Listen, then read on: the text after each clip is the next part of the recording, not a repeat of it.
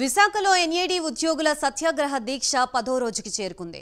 అన్యాయంగా 36 మంది ఉద్యోగుల్ని chief general manager suspend చేశారని ఆరోపిస్తూ దీక్ష చేపట్టారు. సస్పెండ్ చేసిన వారిని వెంటనే విధుల్లోకి తీసుకోవాలని డిమాండ్ చేశారు. అలాగే 6 పైన నమోదు చేసిన కేసులు ఎత్తివేయాలన్నారు.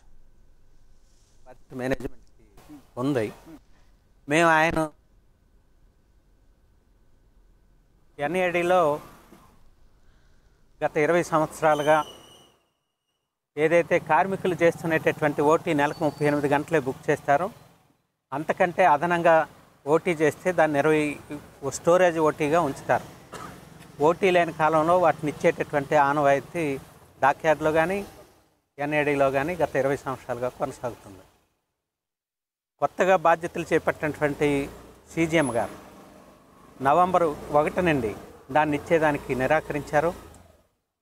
డైలీగా ఇచ్చేటటువంటి ఓటీల మీద కూడా సంతకం చేయడం మానేవేశారు.